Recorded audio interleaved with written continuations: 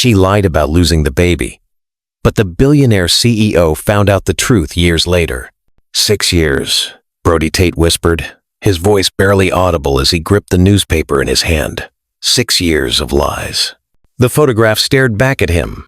2 identical boys with his eyes, his smile, his blood. And beside them, the woman who had told him their baby was gone. "You let me believe there was no child." Brody's voice cracked as he faced Brielle across her small flower shop. "But there are 2 of them, Brielle. 2 sons you never told me existed." Brielle's hands trembled as she gripped the counter between them. "I did what I thought was right." "Right?" His laugh was hollow, broken. "You stole 6 years of birthdays, first steps, first words. You stole my children from me." "No," she whispered, tears streaming down her face. "I protected them from a man who told me, children aren't in my future. The company is my legacy." "Those were your exact words, Brody." His face paled as recognition dawned. "That was before I knew they existed." "And now?" Brielle challenged, her voice stronger. "Now that you know, what will you do? Sue me for custody? Destroy the life we've built? Or will you finally see that some things matter more than your precious empire?" The silence between them stretched, 6 years of secrets hanging in the balance. What would you do if you discovered someone had hidden your children from you for years? The pain of lost time can never truly be recovered. Have you ever kept a secret you thought would protect someone but ended up hurting them? Comment below if you've ever done that. Tap like if you believe lies told in love still count as lies. Share this story with someone who hides behind silence. And if you haven't subscribed yet, don't wait until the truth finds you too late. Click subscribe now. Because every story here might be the reminder you need before it's too late. 6 years earlier, London had been a different world. Brielle Hart stood in her bathroom, staring at the pregnancy test in her trembling hands. 2 pink lines, unmistakable, final. At 24, her carefully constructed life plan was crumbling before her eyes. Outside her window, London's financial district glittered in the distance, a constant reminder of what she stood to lose. 6 months into her dream position at Tate Investments, she'd finally caught the attention of the firm's enigmatic founder, Brody Tate. Not just professionally, but personally. Their whirlwind romance had been intense, consuming, and ultimately, she feared, a terrible mistake. Brody wasn't just her boss. He was London's most eligible bachelor, a financial prodigy who'd built a multi-billion-pound empire before his 30th birthday. His face graced magazine covers, his name dominated business headlines, and his reputation for ruthless perfection preceded him in every boardroom. And now, she carried his child. Brielle sank to the cold tile floor, her mind racing. What would he say? Would he demand she terminate the pregnancy to protect their careers? Would he offer financial support but emotional distance? The possibilities swirled through her mind, each more painful than the last. Brody had been crystal clear about his life priorities during their late-night conversations in his penthouse overlooking the Thames. Business first, always, he'd told her, tracing patterns on her bare shoulder. Children aren't in my future. The company is my legacy. She'd agreed then, convinced her own ambitions mirrored his. But now, as her hand instinctively moved to her still flat stomach, doubt crept in. This tiny life, unexpected as it was, had already begun to matter to her, in ways she couldn't articulate. Her phone buzzed on the counter. Brody, a reminder about their dinner reservation at 8. By evening, she would sit across from him at his favorite Michelin-starred restaurant. The weight of this secret between them. Tell him, her conscience urged. He deserves to know. But another voice, louder and more insistent, whispered of Brody's single-minded dedication to his empire, of the women before her who'd been discarded when they became inconvenient, of her own fledgling career that would surely be sacrificed on the altar of motherhood. By the time she slipped into the black dress Brody had bought her last month, Brielle had made her decision. She would end things tonight, cleanly and completely. She would leave London, return to her family's home in Edinburgh, and figure out her next steps alone. What she couldn't know then was how that single decision would ripple through time, creating waves that would eventually crash back upon her shores. Sometimes the choices we make to protect ourselves end up being the very things that hurt us most. The restaurant was exquisite as always. Crystal chandeliers cast a warm glow over white tablecloths and silver place settings. Brody was already seated when she arrived, his attention fixed on his phone. He stood when he saw her, his smile not quite reaching his eyes. "You look beautiful," he said, kissing her cheek before pulling out her chair. "Thank you." Her voice sounded distant, even to her own ears. Brody ordered for them both in flawless French, his attention divided between her and the 3 separate business calls he took throughout the meal. In the candlelight, his sharp features seemed carved from marble, beautiful, cold, perfect. "I've been thinking," he said between courses, reaching for her hand across the table. "The Singapore expansion is moving faster than anticipated. I'll need to relocate there for at least a year." Brielle's heart stuttered. "Singapore? You could come with me," he continued, his thumb tracing circles on her wrist. "Not officially with the company. Of course, that would raise too many questions. But we could have a place together. You could take a sabbatical." The implication was clear. She would be his companion, his mistress, while he built another wing of his empire. Her career, her independent secondary considerations. "I can't," she said softly, withdrawing her hand. "Brody, I think we both know this has run its course." His expression didn't change, but something flickered in his steel-gray eyes. Not hurt, exactly. Perhaps surprised that she'd beaten him to the inevitable conclusion. "Is there someone else?" he asked, his voice perfectly controlled. "No," she answered truthfully. "But we want different things. You're building an empire. I'm still figuring out who I am." He studied her for a long moment, then nodded once. "I respect your honesty, Brielle. It's what I've always appreciated about you." The irony of his words wasn't lost on her as she swallowed the truth that grew inside her. How many of us have sat across from someone we love, holding back the very words that could change everything? By dessert, they'd negotiated the terms of their separation with the same efficiency they applied to business deals. She would transfer to Tate's Edinburgh office. He would ensure her career trajectory remained unaffected. They would part as colleagues, who respected each other's ambitions. Not once did she mention the baby. 3 weeks later, as Brody prepared for Singapore, Brielle submitted her resignation instead of her transfer request. She ignored his calls, changed her number, and disappeared from London without a trace, leaving behind only a brief note claiming family illness required her immediate return to Scotland. It wasn't entirely a lie. Her family was about to grow by one, and she was sick with the knowledge of her deception. Have you ever walked away from someone before giving them a chance to change? Like this video if you've ever chosen pride over love. Comment, "She did what she had to do." Share this with someone still running from the person they love. And to those watching without subscribing, think about this. What if this story is your wake-up call to make things right before it's too late? Subscribe now and grow with every story we tell. Edinburgh welcomed Brielle with grey skies and familiar streets. Her parents' home, a modest stone house on the outskirts of the city, became her sanctuary. After the initial shock and disappointment, they rallied around her with quiet support. "You could have told him," her father said one evening as they sat by the fire. "A man deserves to know about his child." Brody made it clear children weren't part of his plan, Brielle replied, her hand resting on her growing belly. He would have seen this as an inconvenience at best, a trap at worst. Her mother's expression was gentle but knowing. People can surprise you, love, especially when it comes to their own flesh and blood. But Brielle had made her choice. She found a small flat near her parents, secured a position at a local investment firm through her father's connections, and began preparing for single motherhood.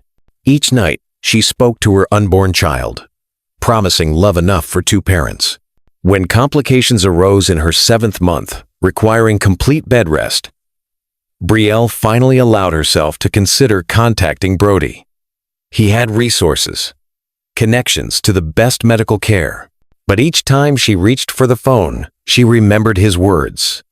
Business first, always. Instead, she endured the difficult pregnancy alone, her mother keeping constant vigil by her hospital bed when preeclampsia forced an emergency delivery at 32 weeks. The universe, it seemed, had other plans for Brielle Hart. What should have been one child became two identical twin boys, small but fighters, with their father's steel gray eyes and determined expressions. Twins, the doctor announced, his voice distant through her exhaustion and fear. Both boys. They'll need time in the NICU, but they're fighters.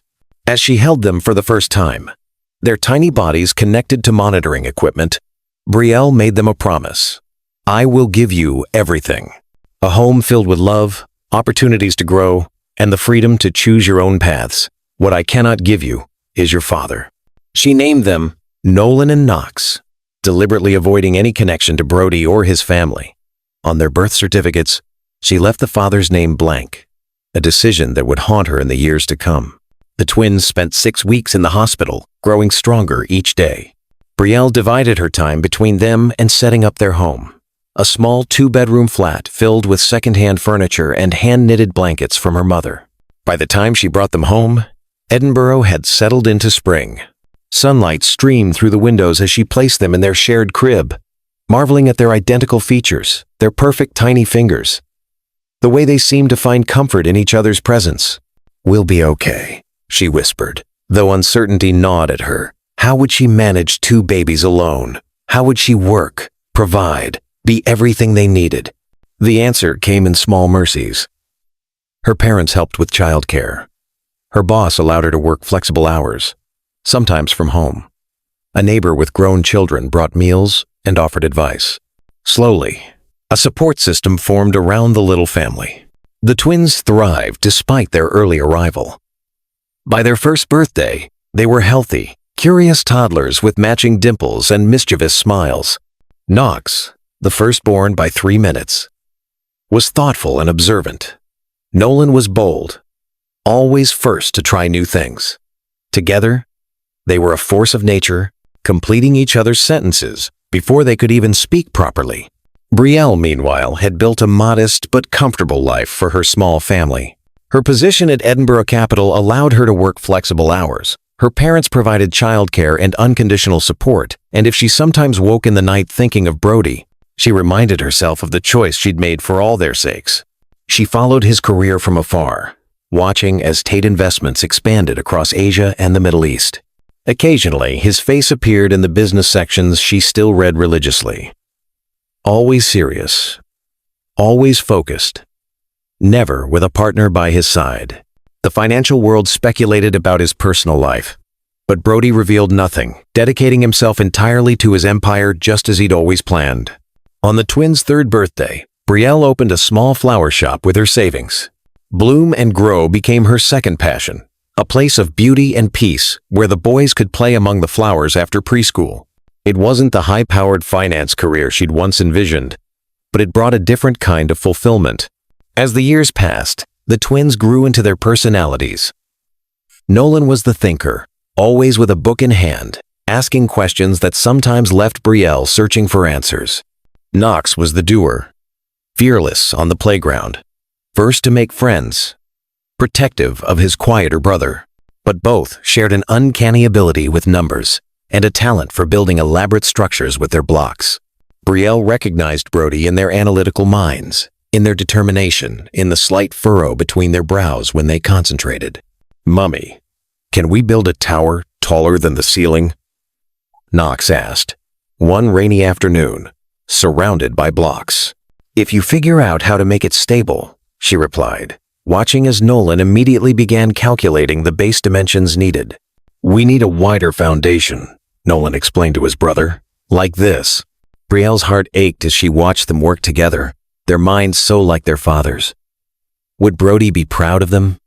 Would he see himself in their methodical approach, their drive to solve problems? These questions haunted her more frequently as the twins grew older and their resemblance to Brody became more pronounced. Not just physically, but in mannerisms, in the way they processed information, in their natural leadership on the playground. On their 5th birthday, as she watched them blow out candles on matching cakes, Knox looked up suddenly and asked the question she'd been dreading. "Mommy, why don't we have a daddy like Jamie and Leo?" The simple question pierced her heart. She'd prepared for this moment, rehearsed her answer countless times, but the words still caught in her throat. "Your daddy lives very far away," she finally said, gathering both boys onto her lap. "He builds important things and helps people with their money." "Like you do at your other job?" Nolan asked, his small face serious. "A bit like that, yes," she admitted. "But much bigger." "Does he know about us?" Knox persisted. Brielle hesitated, then chose a half-truth. "He had to go away before I knew you were coming. Sometimes life takes people in different directions. Will we ever meet him?" Nolan's voice was small, uncertain. "Perhaps someday," she answered, not meeting their identical gray eyes. "When you're older." That night, after tucking the twins into bed, Brielle sat at her kitchen table with a glass of wine and Brody's most recent press photo pulled up on her laptop. He looked older, more distinguished, with threads of silver at his temples. Success had hardened his features, deepened the intensity in his eyes. For the first time in 5 years, she allowed herself to imagine contacting him. The twins deserved to know their father. Brody deserved to know his sons. But what would that knowledge cost them all? Would he resent the deception, demand custody, disrupt the careful balance she'd created? Before she could reconsider, she closed the laptop and pushed the thoughts away. Tomorrow would be soon enough to worry about the future. Tonight, her boys slept peacefully under her roof, and that was enough. Secrets age badly, they don't fade, they rot. Like if this scene hit your heart. Comment, "The truth always finds you." Share this with someone who's holding on to guilt. And if you're still not subscribed, ask yourself, why keep watching stories that heal others, but not you? Hit subscribe. Don't let your lessons go to waste. What Brielle couldn't know was that fate had already set in motion the events that would shatter her carefully constructed world.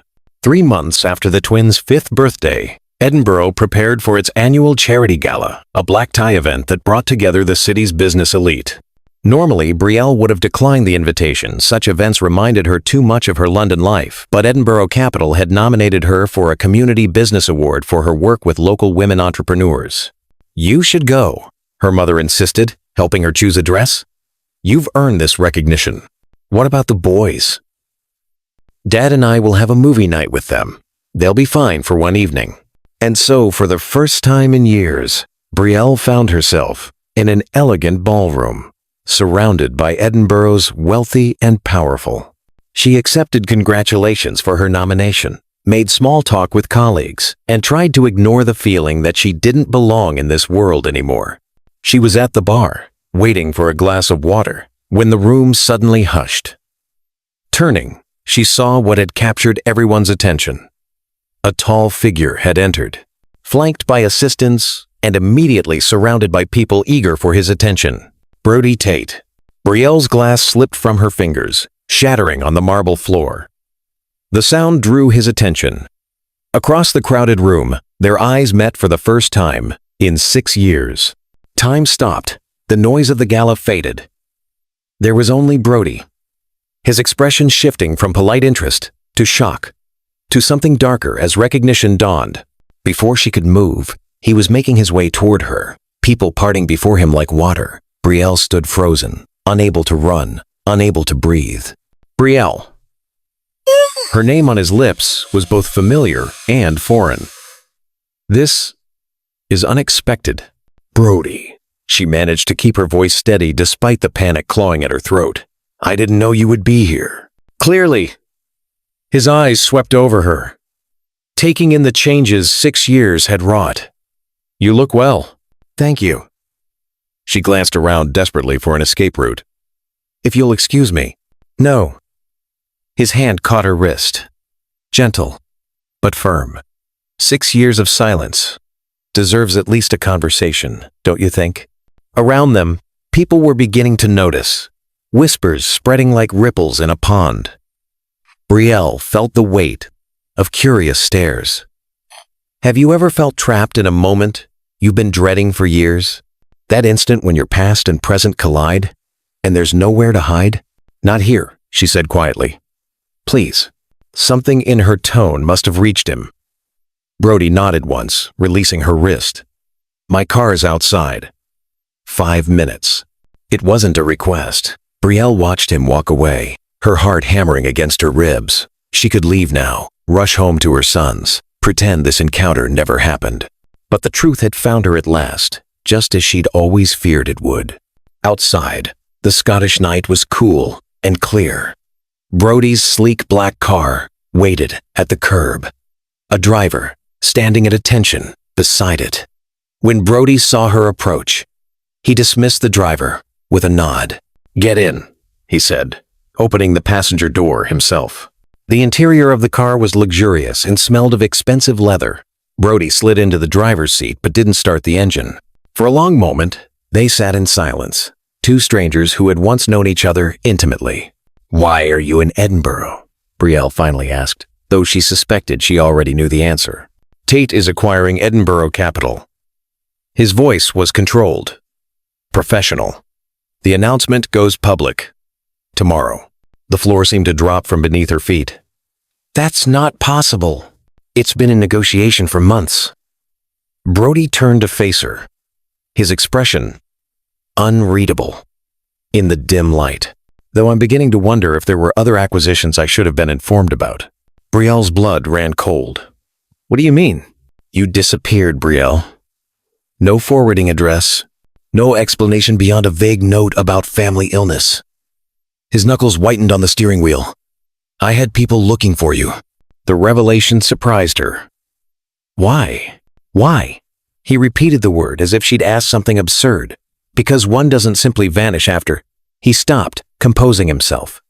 "Your career was promising. Your departure was abrupt." "I needed to come home," she said simply. It wasn't a lie. Brody's gaze narrowed. "And now you're here, working for a company I'm about to own." Life has a strange sense of humor. "I should go." Brielle reached for the door handle, desperate to escape before the conversation ventured into dangerous territory. "Wait." Brody's voice stopped her. "There's something else. Something I saw today that I can't quite make sense of." He reached into his jacket pocket and withdrew his phone. With a few taps, he pulled up an image and held it out to her. It was a local newspaper article about community businesses, featuring a photo of Brielle outside her flower shop. The twins on either side of her, their faces bright, with identical smiles. "These boys," Brody said, his voice dangerously soft. "They would be, what, 5 years old? Born approximately 7 months after you left London." Brielle couldn't speak, couldn't breathe. The moment she'd feared for years had arrived, and there was nowhere to hide. "They have my eyes," he continued, each word precise and cutting. "My features." His composure slipped slightly. "Are they mine, Brielle?" The question hung between them, both accusation and plea. Brielle closed her eyes, 6 years of carefully constructed defenses crumbling in an instant. How many nights had she rehearsed this moment in her mind? Yet no preparation could ease the weight of this truth. "Yes," she whispered. "Nolan and Knox are your sons." Brody's sharp intake of breath was the only indication of his shock. When she dared to look at him, his face had gone pale, his expression a complex mixture of emotions she couldn't begin to decipher. "You told me you lost our child." His voice was barely audible. "I never said that." Brielle's own voice strengthened with the technical truth. "I said we wanted different things. You assumed the rest." "Don't." The single word cracked like a whip. "Don't hide behind semantics. You let me believe there was no child. You denied me my sons. You made it clear children weren't part of your plan." Brielle countered, her own anger rising to meet his. "Your exact words were, 'Children aren't in my future. The company is my legacy.' That was before I knew they existed." Brody slammed his palm against the steering wheel, the rare display of emotion startling them both. "You never gave me the chance to choose differently." The accusation struck home because it contained truth. She hadn't given him that chance. She'd assumed his response, based on what she knew of him. Then, his ambition, his single-minded focus, his emotional detachment. We all make decisions based on who someone is at a specific moment, never knowing who they might become. You're right, she admitted, the words difficult but necessary. I should have told you. I was wrong to keep this from you. Her acknowledgement seemed to deflate some of his anger. Brody ran a hand through his hair, a gesture of frustration she remembered from their time together. I want to meet them, he said after a moment, his voice rough with suppressed emotion. My sons. The request caught her off guard. She'd expected demands for DNA tests, threats of custody battles, legal consequences. Not this simple, human desire to know his children. They don't know about you, she said carefully. Not really. They know they have a father who lives far away, who builds important things. They've asked if they'll meet you someday. And what did you tell them? His voice was carefully neutral, that perhaps they would, when they were older. She met his gaze directly. I never spoke ill of you, Brody. I never wanted them to feel rejected or unwanted. He turned away abruptly, staring out the windshield at the Edinburgh night. For several long moments he said nothing, his shoulders rigid with tension. Tomorrow, he finally said, his back still to her. I want to meet them tomorrow. Panic flared in her chest. That's too sudden. They need preparation, time to understand. They've had 5 years without a father, he interrupted, turning to face her again. I've had 5 years stolen from me. I won't lose another day. The determination in his voice was familiar. This was Brody in negotiation mode, accepting nothing less than his desired outcome. But this wasn't a business deal. These were her children's emotional well-being, their sense of security and identity. 1 day of preparation, she countered. Let me explain to them tonight. In familiar surroundings, you can meet them tomorrow afternoon, at my parents' home, where they feel safe. Brody's jaw tightened, but after a moment's consideration, he nodded once. Tomorrow afternoon. Text me the address. His tone softened slightly. I don't want to frighten them, Brielle. I just need to see them, to know them. The vulnerability beneath his words caught at her heart. Whatever his flaws, whatever his priorities had been 5 years ago, Brody Tate was now a father learning of his children's existence. His shock, his anger, his desire to meet them immediately, all were understandable. 3 o'clock, she agreed. But Brody, they're children, not corporate acquisitions. This meeting needs to be on their terms, at their pace. Something like respect flickered in his eyes. I understand. I'll follow your lead. As she turned to leave, he called her name once more. When she looked back, his expression had softened into something almost wistful. Do they laugh like you? He asked quietly. With their whole being? The unexpected question brought tears to her eyes. Yes, she whispered. They do. Imagine learning the life you built was built on a lie. Like this, if you felt Brody's pain. Comment, truth hurts, but lies destroy. Share this story. Someone out there needs this reminder. And if you're watching without subscribing, ask yourself, why do you fear stories that make you feel something? Click subscribe and stay till the end, because the next twist will shatter you. That night, after retrieving the twins from her parents' home, Brielle faced the most difficult conversation of her life. How did one explain to 5-year-old boys that their father, a stranger to them, was suddenly entering their lives? She waited until their bedtime routine was complete. Both boys tucked into their beds in the room they shared. Sitting on the edge of Knox's bed with Nolan cross-legged beside them, she took a deep breath. Remember how you've asked about your daddy? She began carefully. About where he lives and what he does? 2 identical pairs of gray eyes watched her intently, sensing the importance of the moment. The weight of their gaze, so like their father's, nearly took her breath away. Is he coming home? Knox asked. Hope and wariness mingled in his young voice. Not exactly, Brielle said gently, but he is here in Edinburgh, and he very much wants to meet you both. Now? Nolan's eyes widened. Tonight? Tomorrow afternoon, she explained, at Grandma and Grandpa's house. Questions tumbled out in a chaotic stream. Why now? Where had he been? Did he know about them before? Would he stay? Would they have to call him Daddy right away?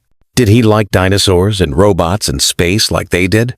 Brielle answered as honestly as she could, simplifying the complex adult circumstances into terms they could understand. Their father had been building his company in faraway places. He hadn't known about them until very recently. He was very excited to meet them. They could call him whatever felt comfortable. Is he nice? Nolan asked, the quieter twin always concerned with emotional undercurrents. Brielle searched for the right words. He's very smart, very determined. He can seem serious, but he cares deeply about things that matter to him. Will he like us? Knox's question revealed the vulnerability beneath his usual confidence. Brielle gathered both boys into her arms, breathing in the clean scent of their freshly washed hair. He will love you, she promised. How could anyone not love you both? Later, after the twins had finally fallen asleep, Brielle sat in her kitchen with her parents, explaining the confrontation with Brody and the agreement they'd reached. He was angry, she admitted, cradling a mug of tea that had long gone cold. He had every right to be, but when I told him about the boys, something changed. He just wanted to know them. Her father nodded thoughtfully. A man learns he has children. It changes his perspective instantly. I remember when your mother told me she was pregnant with you. Nothing else mattered in that moment. Brody isn't most men, Brielle countered. His entire identity is built around his company, his legacy. And now that legacy includes 2 sons, her mother pointed out gently. Don't underestimate how profound that realization might be for him. Brielle sighed, rubbing her temples where a headache had been building all day. I just don't know what happens next. Does he visit occasionally? Do the boys spend holidays in London? Does he try to take them from me? The last possibility had haunted her for 5 years. He could have led with legal threats today, her father reminded her. The fact that he didn't suggests he wants to handle this as a father, not as a businessman. For now, Brielle murmured, but Brody Tate always plays the long game. Sleep eluded her that night. She tossed in bed, imagining tomorrow's meeting from every angle. Would the twins be shy or overwhelmingly curious? Would Brody be warm or formal? Would he see them as extensions of himself, heirs to his empire, or as the unique individuals they'd become without his influence? By morning, dark circles shadowed her eyes, but adrenaline kept her moving as she dressed the boys in casual but neat outfits. They were uncharacteristically quiet during breakfast, picking at their toast and exchanging meaningful glances in the silent communication they'd perfected since infancy. It's okay to be nervous, she told them, smoothing Nolan's perpetually unruly hair. Your father is probably nervous too. Billionaires don't get nervous, Knox said seriously. I read that in my dinosaur book. Brielle smiled despite her anxiety. Even billionaires are human, darling. At her parents' home, the atmosphere was tense with anticipation. Her mother had stress-baked 3 different types of biscuits. Her father kept checking his watch and peering out the front window. The twins sat side by side on the sofa, swinging their legs in identical rhythms, whispering to each other. At precisely 3 o'clock, the doorbell rang. Brielle's heart hammered against her ribs as she moved to answer it, pausing to squeeze each boy's shoulder reassuringly. Remember, she said softly, just be yourselves. Brody stood on the doorstep, more casually dressed than she'd ever seen him, in dark jeans and a charcoal sweater that emphasized the silver at his temples. He held 2 identical gift bags and looked, to her surprise, genuinely nervous. Good afternoon, she said, stepping back to let him enter. His eyes moved past her immediately, searching the hallway. Are they? In the living room, with my parents. She touched his arm lightly, drawing his attention. Brody, please follow my lead. They're excited, but apprehensive. He nodded once, his expression softening. I understand. The moment Brody stepped into the living room, time seemed to suspend. The twins rose from the sofa in perfect unison, their gray eyes, his eyes widening as they took in the tall stranger who carried their features in his face. For several heartbeats, no one spoke. Brody stood frozen in the doorway, staring at the 2 small boys as if memorizing every detail. The twins stared back with identical expressions of cautious curiosity. Brielle's father broke the silence, stepping forward with outstretched hand. "Mr. Tate, I'm Dawson Hart, Brielle's father. This is my wife, Callie." The introduction seemed to snap Brody from his trance. He shook hands automatically, murmuring greetings, but his gaze kept returning to the twins. Brielle moved to stand behind her sons, placing a gentle hand on each small shoulder. "Nolan, Knox, this is Brody Tate, your father." Brody crouched down slowly, bringing himself to eye level with the boys. Up close, the resemblance was undeniable. The same steel-gray eyes, the same determined set of the jaw, even the same slight furrow between the brows when concentrating. "Hello," he said softly, his usual commanding voice gentled. "I've been looking forward to meeting you both." Knox, always the bolder twin, stepped forward first. "I'm Knox Dawson Hart," he announced, extending his small hand with solemn formality. "I'm 5 3/4. I was born first." Brody's hand engulfed the boys as they shook. "I'm very pleased to meet you, Knox Dawson Hart. I'm Nolan James Hart," the second twin said, stepping up beside his brother. "I'm 5 3/4 too. I was born 3 minutes after Knox, but Mum says I'm more patient." A smile touched Brody's lips, a genuine smile that transformed his serious face. "That's a valuable quality, Nolan, one I'm still learning myself." The formal introductions complete, an awkward silence threatened until Brody remembered the gift bags. "I brought something for each of you," he said, offering one to each boy. "I wasn't sure what you might like." The twins exchanged excited glances before carefully removing tissue paper to reveal identical advanced building sets, the kind that combined engineering principles with creative construction. "These are brilliant," Knox exclaimed, examining the box with obvious delight. "They're the professional ones," Nolan added, awe in his voice. "The ones we saw in the Science Museum." Brody watched their reactions intently. "I used to build things when I was your age," he said. "Not with sets this sophisticated, but whatever I could find. It helped me understand how the world fits together." "We build things too." Knox's reserve melted in his excitement. "We made a working elevator for our treehouse using pulleys and counterweights. And a water filtration system for our science fair," Nolan added. "It won first prize." Pride bloomed across Brody's face. "I'd love to see these inventions sometime." The ice broken, conversation flowed more naturally. Brielle's mother offered tea and biscuits, which they enjoyed in the conservatory, where the twins eagerly showed Brody their latest project, a miniature sustainable city they'd constructed from recycled materials. Watching Brody interact with his sons, Brielle felt a complex mixture of emotions. Relief that the meeting was going well. Sadness for the years all three had lost. Fear about what Brody might want going forward. And something unexpected, a warmth at seeing the genuine connection forming between father and sons. Brody listened attentively as the twins explained their city's solar panel system and water reclamation design. He asked thoughtful questions, offered suggestions, and praised their ingenuity without condescension. With children, he displayed a patience Brielle had never witnessed in the boardroom. "You've inherited your father's mind for systems and structures," her mother observed, watching the three heads bent together over the miniature city. "And their mother's creativity and compassion," Brody added, glancing up at Brielle with an expression she couldn't quite interpret. "They're extraordinary." After nearly 2 hours, Brielle noticed the twins beginning to tire from the emotional intensity of the meeting. "Perhaps we should continue this another day," she suggested gently. "It's been an eventful afternoon." Though disappointment flashed across Brody's face, he nodded in understanding. "Of course. I don't want to overwhelm anyone." He turned to the twins. "Would it be all right if I visited again soon?" The boys looked to Brielle first, seeking her approval.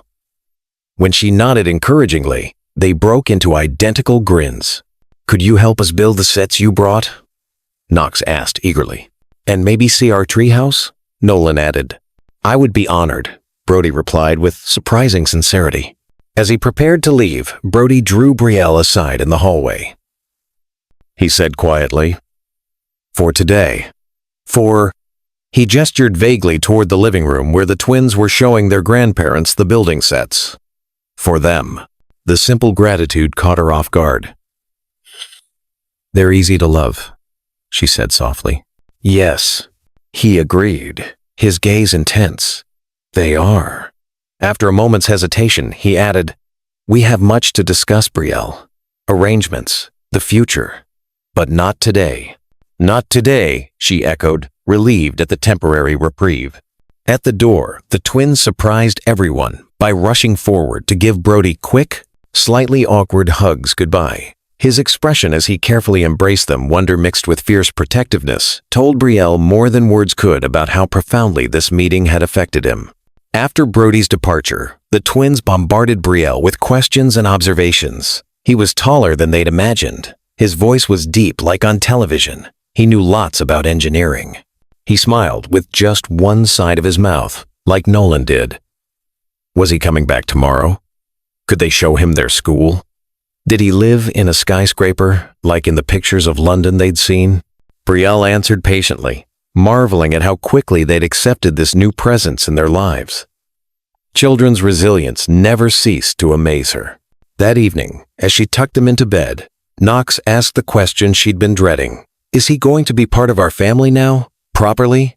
"He wants to be," she answered carefully.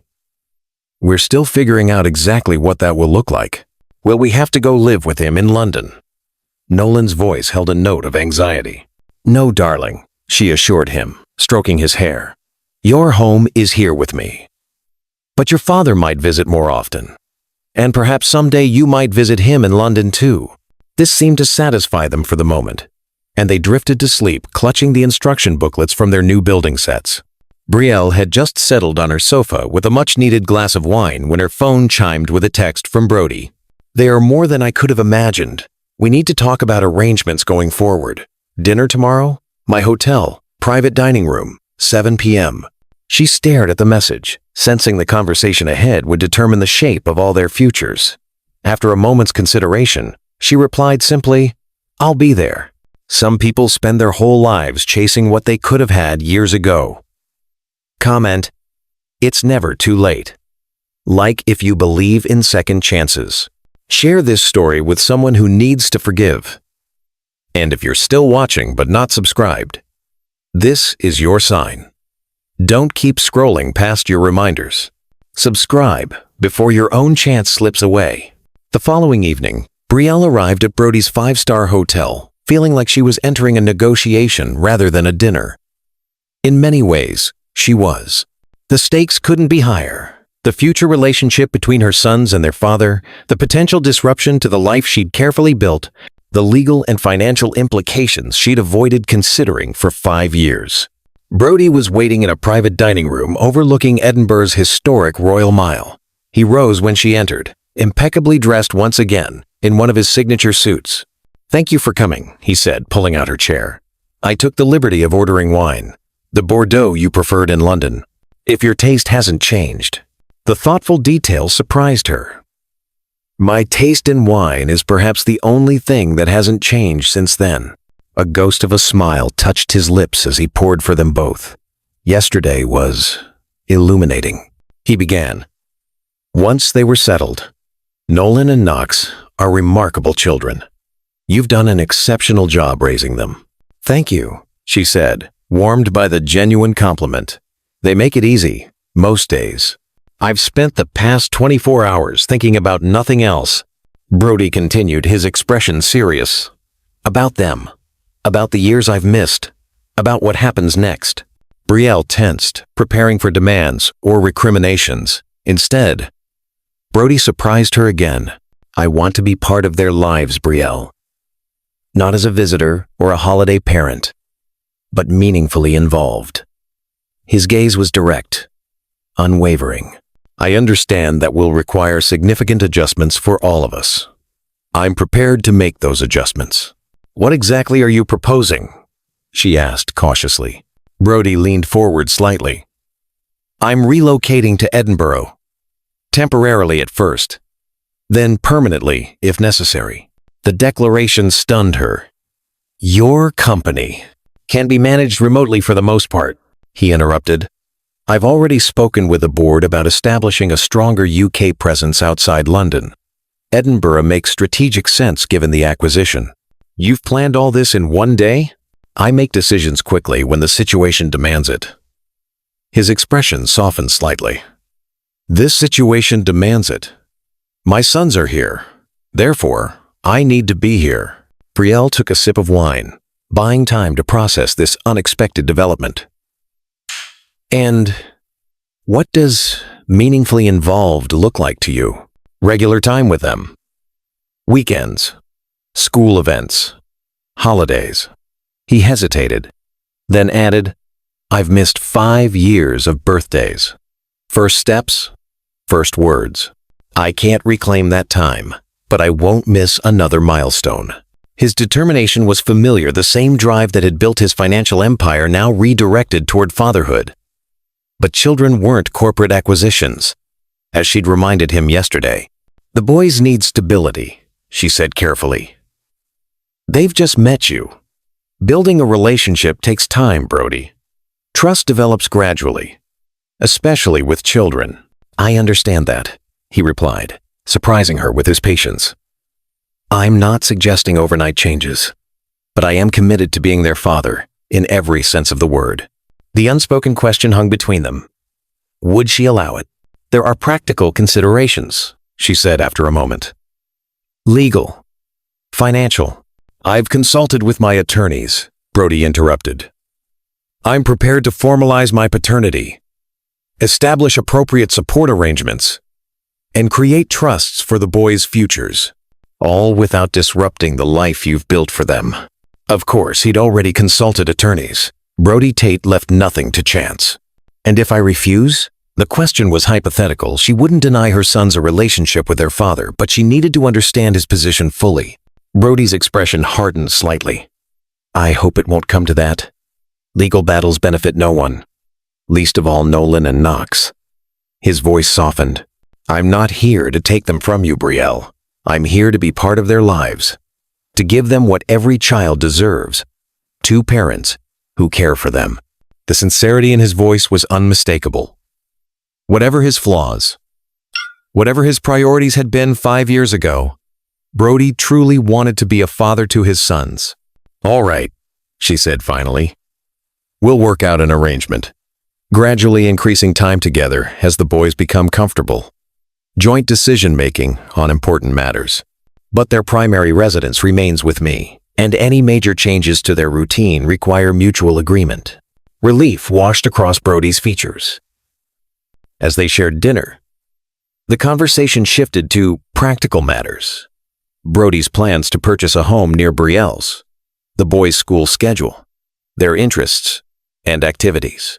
The tension between them eased somewhat as they focused on their shared priority, Nolan and Knox's well-being. There's something else we should discuss, Brody said as dessert arrived. The press. Brielle grimaced, remembering the newspaper photo that had exposed her secret. They'll be interested in the story. They already are. My PR team has fielded dozens of inquiries since yesterday. He leaned back, studying her.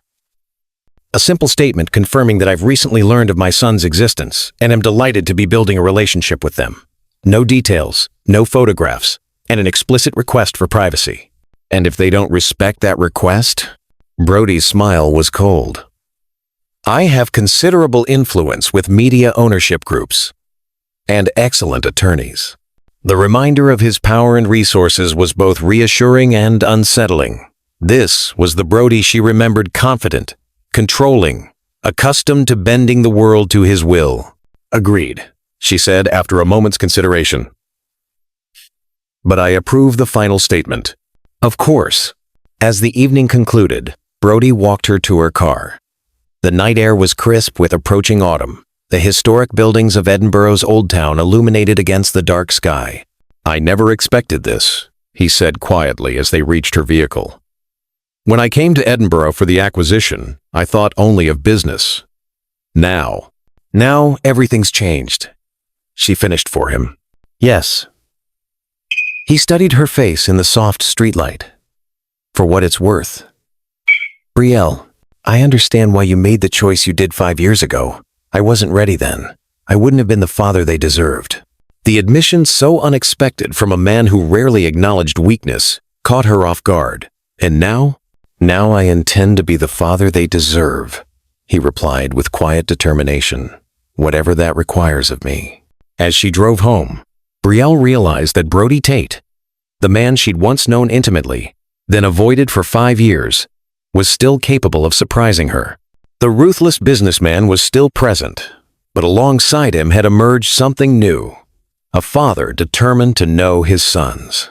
The following weeks brought rapid changes as Brody integrated himself into their lives with characteristic efficiency. He purchased a spacious townhouse just 3 streets from Brielle's home, hired a local staff, and established a permanent Edinburgh office for Tate Investments. True to his word, he approached his relationship with the twins gradually but consistently. He began with short visits, helping them build the engineering sets he'd given them, listening to their stories, learning their routines.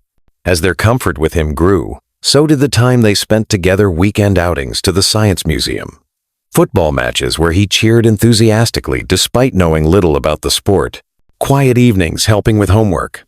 The boys, for their part, approached their new father with a mixture of curiosity, excitement, and occasional wariness.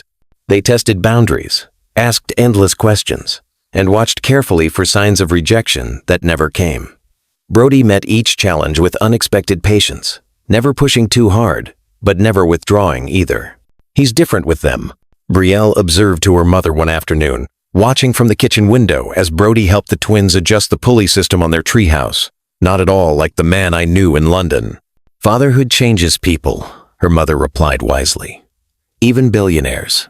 Indeed, Brody seemed transformed by his new role. The driven CEO who once took calls during dinner now silenced his phone completely during time with his sons.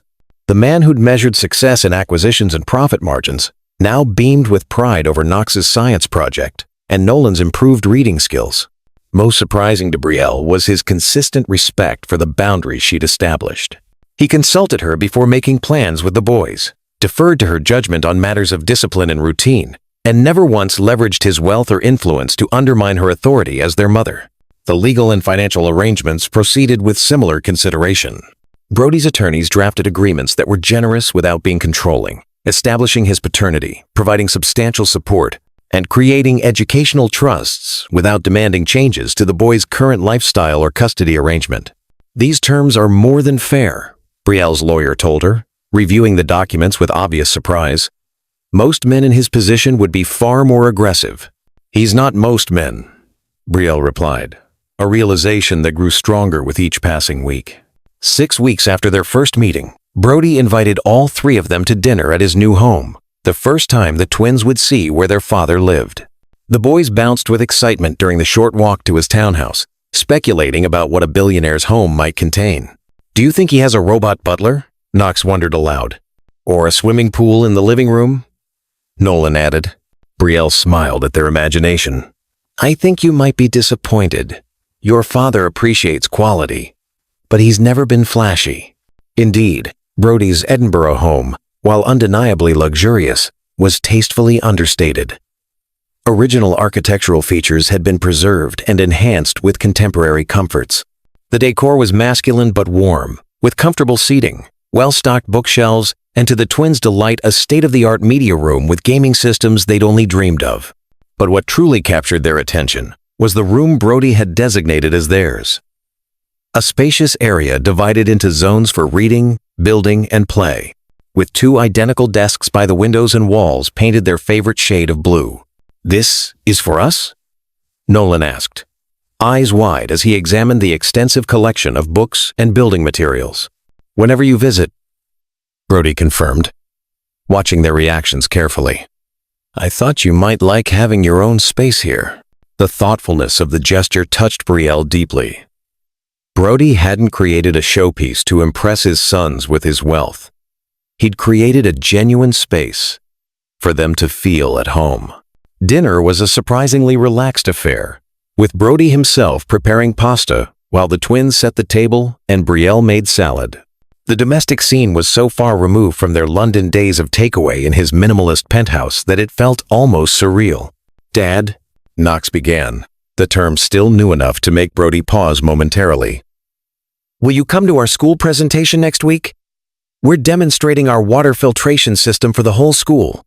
Brody glanced at Brielle, seeking her approval before answering. When she nodded slightly, his expression brightened. "I wouldn't miss it. What time?" As the twins launched into excited details about their presentation, Brielle observed the man across the table, the same Brody she'd known in London, yet fundamentally changed.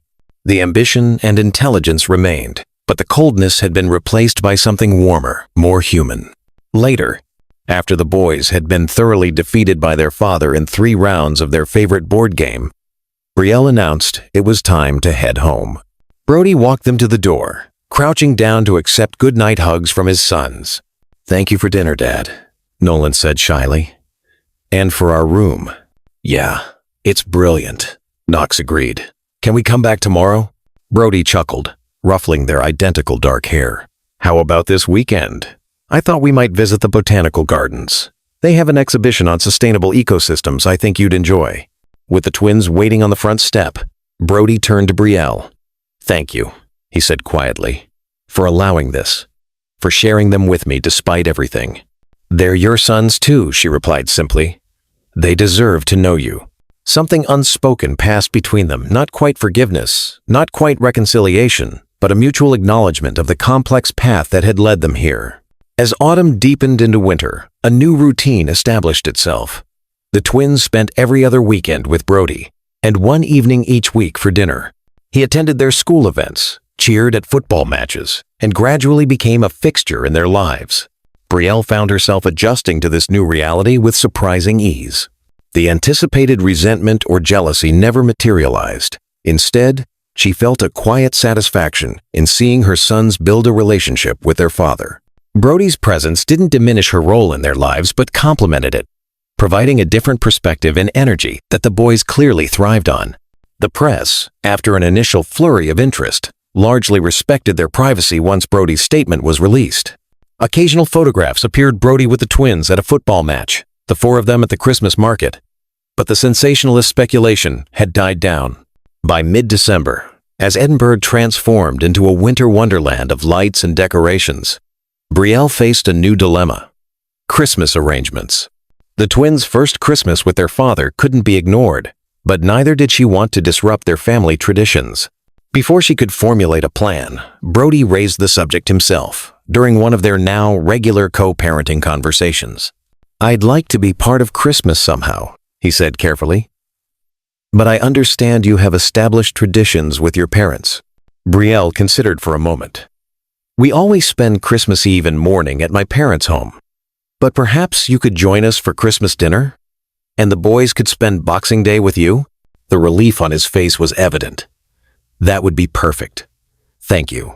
As she turned to leave, he added, "Brielle, there's something else. The Singapore office requires my presence in January, unavoidable board meetings and client presentations.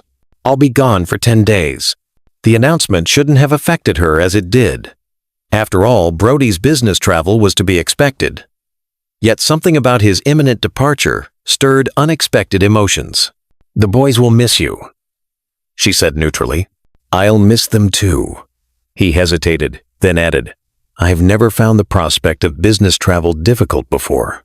Now the thought of 10 days away from them is challenging." The admission revealed how profoundly fatherhood had changed him. The man who once flew between continents without a second thought now dreaded a brief separation from his sons.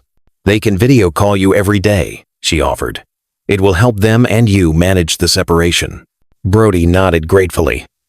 "I'd appreciate that." Christmas arrived in a flurry of excitement and anticipation.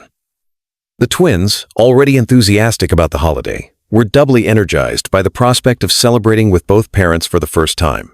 Christmas Eve and morning proceeded according to Hart family tradition: carols by the fire, stockings hung with care, early morning excitement as presents were unwrapped. By afternoon, as Brielle helped her mother prepare dinner, She found herself watching the clock, aware of Brody's imminent arrival in a way that unsettled her. When the doorbell rang, both boys raced to answer it, returning with their father between them, his arms laden with additional gifts. Brody had dressed for the occasion in a deep green sweater that emphasized his eyes, the same eyes that lit up at the sight of his son's excitement. "Happy Christmas," he greeted Brielle and her parents, offering a bottle of exceptional wine to her father and a beautiful orchid to her mother. "Thank you for including me today." The initial awkwardness of having Brody at their family celebration dissipated quickly as the twins eagerly showed him their morning gifts and insisted he join their new board game. By dinner time, even Brielle's father, initially the most reserved about Brody's sudden presence in their lives, was engaged in animated conversation with him about economic trends. After dinner, as her parents cleared plates and the twins examined their new treasures, Brielle found herself alone with Brody by the Christmas tree. "Thank you for today," he said quietly. "Being part of this means more than I can express." In the soft glow of Christmas lights, with the sounds of family surrounding them, Brielle allowed herself to really look at the man before her. The ambitious, sometimes cold executive she'd known in London had been transformed not just by fatherhood, but by the humility of discovering what he'd nearly lost. "They love having you here," she replied honestly. "You've become important to them very quickly. And to me," he admitted, "I never understood what I was missing, Brielle. The company, the acquisitions, the global expansion, none of it compares to hearing Knox laugh or seeing Nolan master a new skill." He shook his head slightly. "If you'd told me a year ago that I'd feel this way." "Life takes unexpected turns," she offered, thinking of her own journey from ambitious young professional to single mother to whatever she was now. Co-parent? Former lover? Friend? Brody's gaze was thoughtful as he studied her face. "Indeed it does." The moment stretched between them, filled with unspoken possibilities, until Nolan's excited voice broke the spell. "Dad, Grandpa says you know how to play chess. Will you teach us?" Brody's expression brightened immediately. "Absolutely. Though, I warn you, I'm quite competitive." "So are we," Knox declared confidently. As Brody moved to join the twins, he paused briefly beside Brielle. "Another trait they've inherited, it seems," he murmured, his voice warm with something that might have been pride, might have been gratitude, might have been something else entirely. The days following Christmas passed in a pleasant blur. The twins spent Boxing Day with Brody, returning home full of stories about the elaborate treasure hunt he'd created throughout his house, leading to their big gifts. Advanced telescopes that they'd immediately used to study the winter sky from his rooftop terrace. Before Brielle realized it, January arrived, bringing with it Brody's scheduled trip to Singapore. The night before his departure, he came to say goodbye to the twins, bringing detailed instructions for setting up their telescopes properly and promising daily video calls. 10 days will pass quickly," he assured them as they clung to him at the door. "And I'll bring back something special from Singapore." "Not things," Nolan said seriously. "Just come back soon." The simple request visibly moved Brody. "I promise," he replied, hugging each boy tightly. After the twins had gone upstairs to prepare for bed, Brody lingered in the hallway with Brielle. "They've become so important to me so quickly," he admitted. "I never expected this level of attachment." "That's parenthood," she replied with a small smile. "They work their way into your heart, and suddenly nothing else matters quite as much." "Yes." His expression grew serious. "Brielle, when I return from Singapore, I'd like to discuss something with you. About the future. About arrangements for the boys." Alarm flickered through her. "What kind of arrangements?" "Nothing to worry about," he assured her quickly. "Just possibilities I've been considering. But it can wait until I return." The cryptic statement left her uneasy as she watched him walk to his waiting car. Despite their improved relationship over the past months, despite his consistent respect for her role as the twins' mother, a part of Brielle still feared that Brody Tate, accustomed to getting what he wanted, might eventually want more than she was prepared to give. The 10 days of Brody's absence passed more slowly than anticipated. The twins missed their father intensely, counting down days until his return with a wall calendar they'd created specifically for this purpose. Daily video calls helped, but couldn't replace his physical presence in their increasingly intertwined lives. What surprised Brielle most was her own sense of absence. She'd grown accustomed to Brody's regular presence, their co-parenting conversations, his thoughtful questions about the twins' development, even his wry observations about Edinburgh's weather compared to London's. Without these interactions, her days felt strangely incomplete. On the evening of Brody's scheduled return, the twins insisted on preparing a welcome home sign, hanging it proudly in their living room. "Do you think Dad will come straight here from the airport?" Knox asked hopefully. "I'm not sure, darling," Brielle replied honestly. "He might be tired from the long flight." As if summoned by their conversation, the doorbell rang. The twins raced to answer it, returning moments later with Brody between them, his tall frame slightly stooped from travel fatigue, but his expression brightening at the sight of the welcome sign. "This is wonderful," he told the boys, examining their artwork with genuine appreciation. "The perfect welcome home." "Did you bring us something from Singapore?" Knox asked eagerly, while Nolan elbowed him for his directness. Brody laughed, producing 2 small packages from his coat pocket. As requested, not things exactly, experiences. He handed each boy an envelope containing tickets to the International Space Station exhibition coming to Edinburgh the following month. "I've arranged a private tour with one of the astronauts," he explained as they exclaimed over the tickets. "He's an old university friend." After the initial excitement settled, Brielle sent the twins to prepare for bed, promising Brody could say goodnight before leaving. Alone in the living room, she noticed the fatigue lining his face, despite his animated interaction with the boys. "You look exhausted," she observed, gesturing for him to sit. "Can I get you something? Tea? Something stronger?" "Tea would be wonderful," he admitted, sinking onto the sofa. It was a productive trip but intensive. 12-hour days of negotiations and presentations. As she prepared tea in the kitchen, Brielle found herself studying him through the doorway, the slight slump of his shoulders, revealing vulnerability rarely displayed in his public persona, the way he absently straightened the twins' books on the coffee table, the genuine smile that appeared when he examined their framed school photos. "Here," she said, returning with 2 steaming mugs. "You mentioned wanting to discuss something when you returned?" Brody accepted the tea gratefully, taking a moment to collect his thoughts. "Yes, being away from the boys and from our arrangement here gave me perspective." He set down his mug carefully. "I've been offered the chance to permanently relocate Tate's European headquarters to Edinburgh." The announcement wasn't what she'd expected. "Permanently?" "Yes. The board is supportive, especially given the success of the acquisition. Logistically, it makes sense. And personally." He met her gaze directly. "Personally, it would allow me to be fully present in Nolan and Knox's lives as they grow up." Relief washed through her. This wasn't about custody or control. It was about commitment. "That sounds like a positive development for everyone." "I hope so." Brody hesitated, then continued. "There's more, Brielle.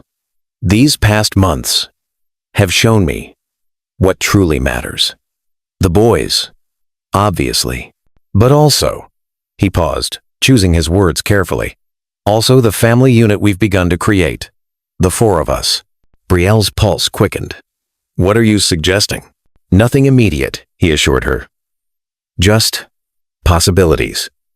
The boys benefit from having both of us in their lives. They're happiest when we're together, family dinners, outings, celebrations. I've been wondering if there might be a way to provide more of that stability for them." The implication hung between them, neither fully articulated nor dismissed.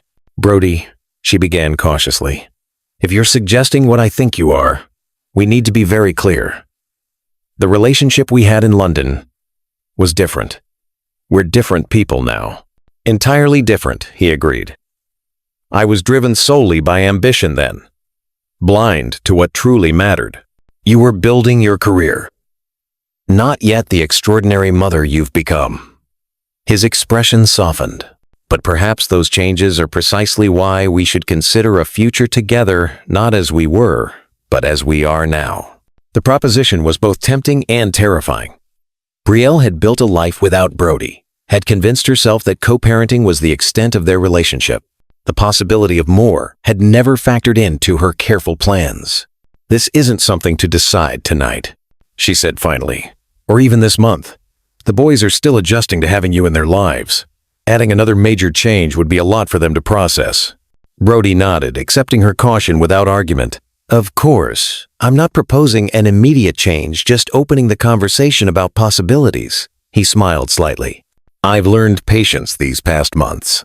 Some things are worth waiting for." The simple statement, delivered without pressure or expectation, affected Brielle more deeply than any grand declaration might have. This was not the Brody Tate who had commanded boardrooms and built financial empires through sheer force of will.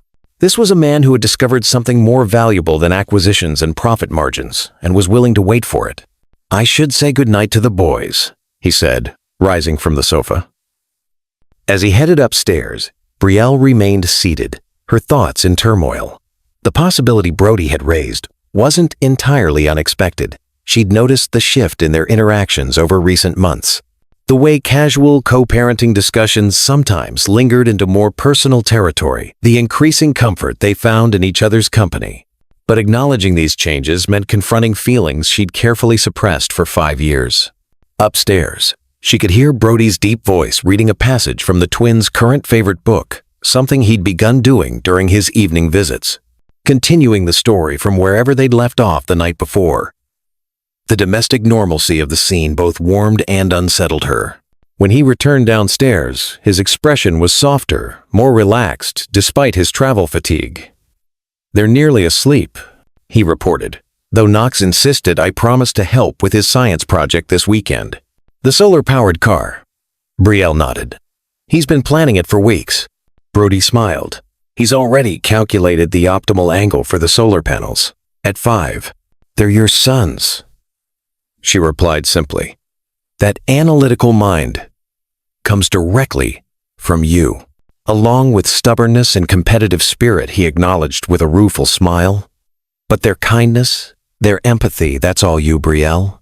The compliment hung between them, sincere and unadorned. After a moment, Brody moved toward the door. "I should let you rest. We can talk more another time." "Brody," she called softly as he reached for his coat. "I'm glad you're back safely. The boys missed you." She hesitated, then added, "We all did." The admission, small but significant, brought a warmth to his eyes. "Good night, Brielle." In the weeks that followed, Brody's suggestion remained unaddressed directly, yet subtly influenced their interactions. Their co-parenting relationship deepened. Conversations extending beyond the twins to include personal interests, professional challenges, and occasionally, shared memories of their time in London now viewed through the lens of who they had become. February brought school holidays, and Brody's first extended time with the twins, a 4-day trip to his country house in the Scottish Highlands.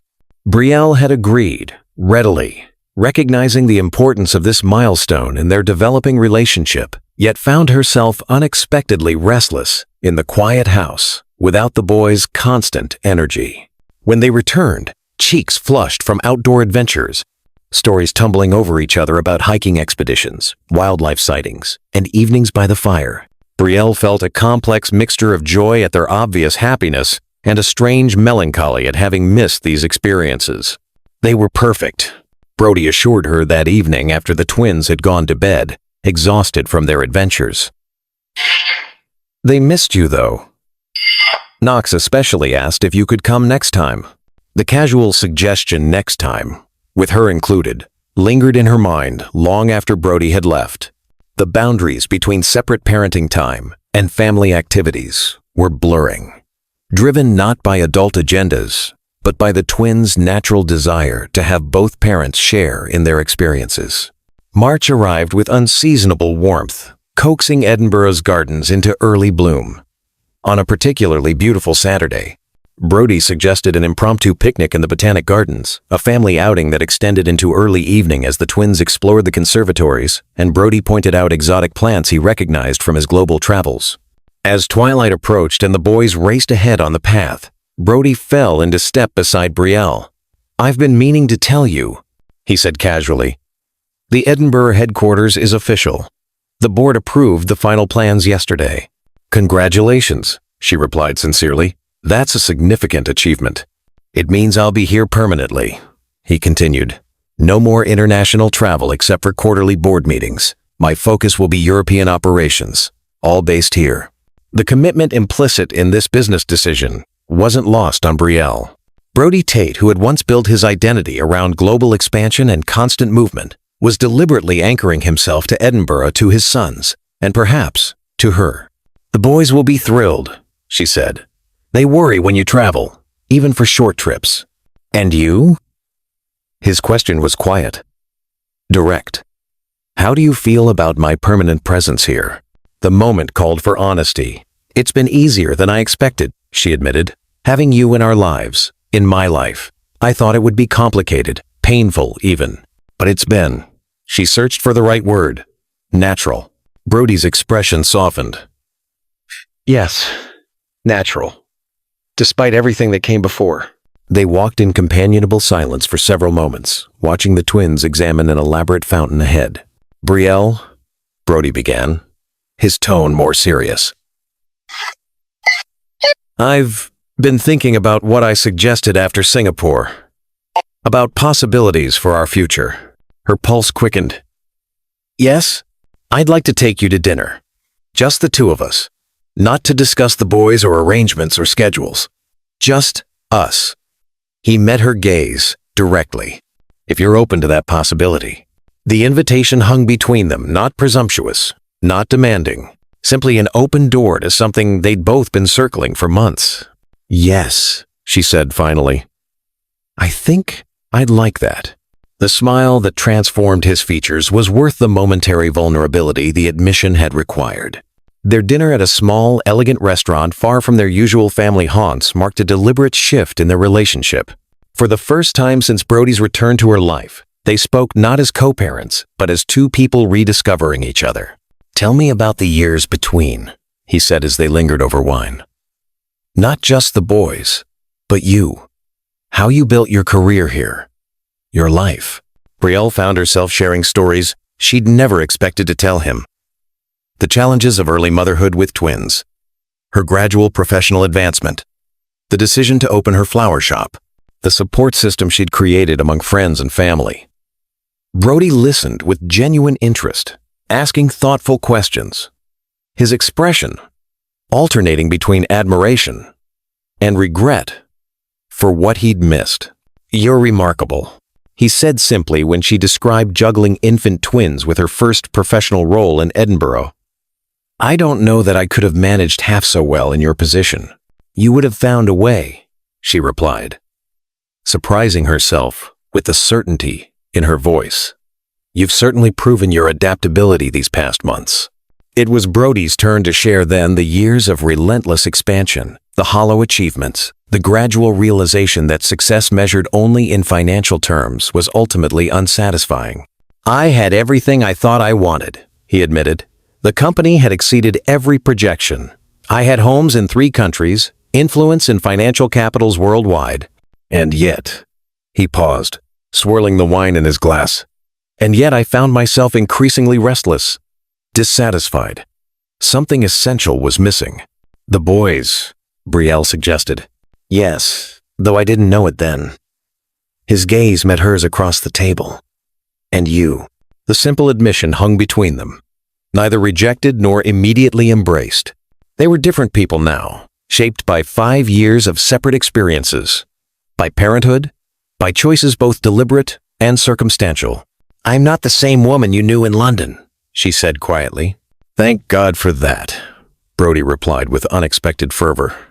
That young woman was brilliant and beautiful, but she didn't know her own worth. She accepted less than she deserved. His expression softened. The woman before me now knows exactly who she is and what matters to her. She's built a life on her own terms, raised extraordinary children, and never once compromised her principles. The assessment, so different from how she sometimes saw herself, brought unexpected emotion to Brielle's throat. And you're not the same man, she managed after a moment. No, he agreed. That man was driven by ambition to the exclusion of everything truly valuable. He measured worth in acquisitions and influence, not in relationships or human connection. A rueful smile touched his lips. It took 2 5-year-old boys to teach him what actually matters.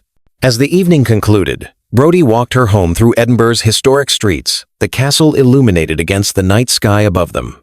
They moved comfortably together, their conversation flowing easily between memories of the past and possibilities for the future. At her door, Brodie hesitated. "Thank you for tonight," he said simply. "For being willing to explore this, whatever it might become." "I've enjoyed it," she admitted. "More than I expected to." He smiled, then leaned down slowly, giving her time to withdraw if she wished. When she didn't, he pressed a gentle kiss to her lips, brief, undemanding, yet filled with promise. "Good night, Brielle," he murmured, stepping back respectfully. "Good night, Brodie." Inside, she leaned against the closed door, her thoughts in pleasant turmoil. The evening had awakened feelings she'd long suppressed, not just the physical attraction that had always existed between them, but deeper emotions. Appreciation for the man Brodie had become, comfort in his presence, hope for possibilities she'd never allowed herself to consider. Before you leave this story, stop. Like if this story made you believe again. Comment, "Love deserves truth." Share this with someone holding on to pain. And to those who've watched to the end without subscribing, why? You just spent time feeling something real. Don't walk away unchanged. Subscribe to Mr. Sterling's Secrets of Love and become part of a community that remembers. Love heals, lies destroy, but truth saves everything. The following weeks brought a gradual, deliberate evolution in their relationship. Additional dinners without the twins. Quiet conversations after the boys were in bed. Shared moments of parental pride that sometimes lingered into more personal connection. Brodie was patient, never pushing beyond what Brielle seemed comfortable with, yet making his continued interest clear through both words and actions. By late April, as Edinburgh burst into full spring bloom, they had established a new pattern: family time with the twins, but also time for just the two of them. The boys, far from being confused by this development, seemed to accept it with the adaptability of children. "Are you and Dad dating?" Knox asked one evening as Brielle helped him with homework. The directness of the question caught her off guard. "We're spending time together." "Yes. Getting to know each other again. How do you feel about that?" Knox considered this with characteristic seriousness. The simple observation, delivered with a child's unfiltered honesty, stayed with Brielle as she prepared for another evening with Brodie dinner at his home, after the twins were settled at her parents' house for the night. Brodie greeted her with a warm smile, taking her coat and leading her through to the kitchen where he was preparing dinner himself, a skill he'd apparently developed specifically to impress his sons. "The boys mentioned you've been teaching them to cook," she observed, accepting the glass of wine he offered. "Basic survival skills," he replied with a smile. Though Knox seems to have a genuine interest, he's quite methodical about it. Measures everything precisely. "That's your influence," she noted. "The precision, the attention to detail." Perhaps. Brodie's expression grew thoughtful as he continued preparing their meal. "I've been thinking a lot about influence lately, what we pass to our children, intentionally or otherwise. Worried about passing on workaholic tendencies?" she teased gently. "Among other things." He met her gaze directly. "I want them to understand what truly matters in life, something I didn't grasp until recently. Family, connection, purpose beyond material success. You're already showing them that," Brielle assured him. "Every time you prioritize their school event over a business meeting, every time you listen to their ideas with genuine interest. They notice these things, Brodie." His expression softened. "Thank you for that. Your opinion matters to me as their mother, and as..." He hesitated. "As," she prompted. "As the woman I'm falling in love with," he finished quietly. "Again, or still, or perhaps, for the first time properly. I'm not entirely sure which." The declaration, though not entirely unexpected given the direction of their relationship, still caught Brielle by surprise. Brody had always been direct in business matters, but emotional vulnerability had never been his strength. "That's quite a statement," she managed after a moment. "It's the truth." He turned fully toward her, dinner preparations momentarily forgotten. "I know it's complicated, our history, the years between our current situation with the boys, but I've never been more certain of anything than I am of my feelings for you, Brielle." The sincerity in his voice was unmistakable. This wasn't the calculated charm of the businessman she'd known in London, but the honest emotion of a man who had discovered what truly mattered to him. "I've been cautious," she admitted. "For the boys' sake and for my own. The stakes feel so much higher now."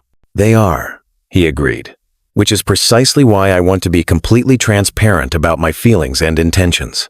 He took a step closer, not touching her, but bringing himself within reach. "I love you, Brielle.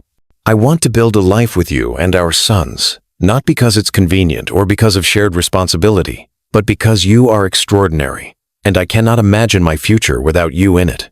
The words hung between them, honest and unadorned. Brielle studied his face, the features she'd once known, intimately, now matured, and somehow more human than they'd been 5 years ago. The ambition was still there, the intelligence and determination, but tempered now with humility and genuine warmth.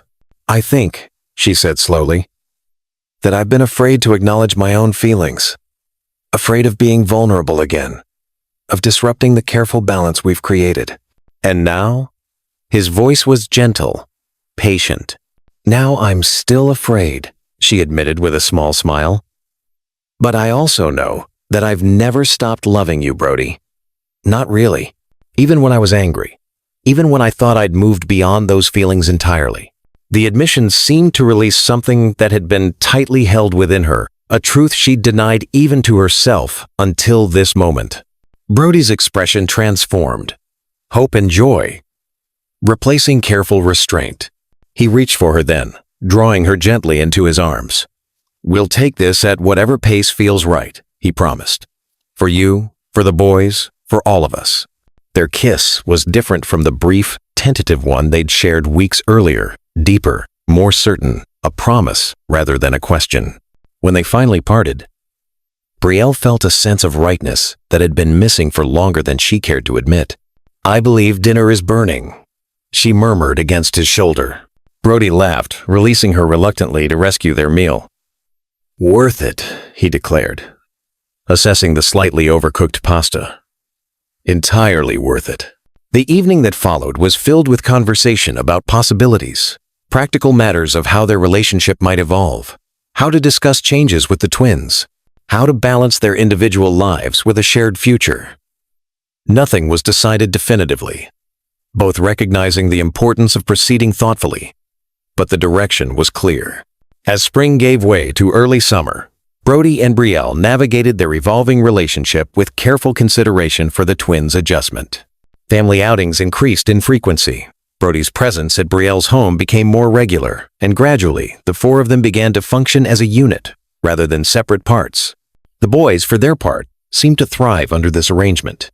Their academic performance improved further, their confidence grew, and the occasional behavioral issues that had surfaced during the initial adjustment to Brody's presence disappeared entirely. "They seem settled," Brielle observed one evening as she and Brody watched the twins playing in the garden. "More secure. Children need stability," Brody replied, his arm resting comfortably around her shoulders. "They need to know where they belong and who they can count on." The observation, simple yet profound, crystallized something Brielle had been considering for weeks. "I think we should talk to them," she said. "About us. About the future." Brody's expression grew serious. "You're sure?" "There's no rush, Brielle. We can take as much time as you need." "I'm sure," she replied with quiet certainty. "They're perceptive enough to have noticed the change in our relationship. They deserve honesty about where this is heading." That weekend, after a family day at the coast, they sat the twins down in Brielle's living room for a conversation that would shape all their futures.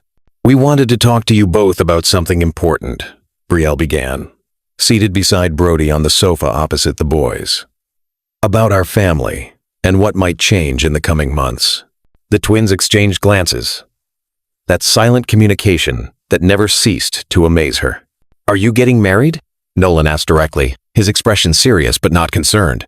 The question, so straightforward, momentarily stunned both adults.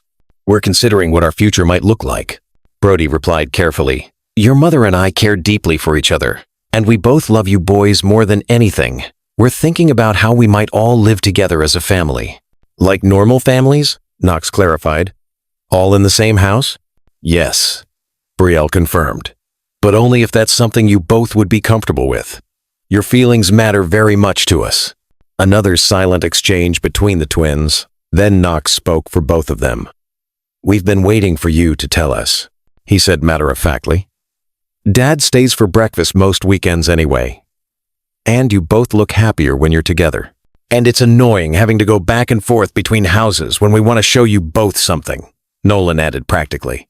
Brody chuckled, the tension in his shoulders easing visibly. So, you'd be all right with us becoming a more traditional family? Living together? Perhaps eventually getting married? As long as we don't have to change schools, Knox stipulated, ever the negotiator. And we still get our own rooms. And can we get a dog? Nolan added hopefully. Jamie has a dog, and both his parents. Brielle exchanged an amused glance with Brody. We can discuss the dog, she promised. But yes, you would keep your school, and definitely have your own rooms.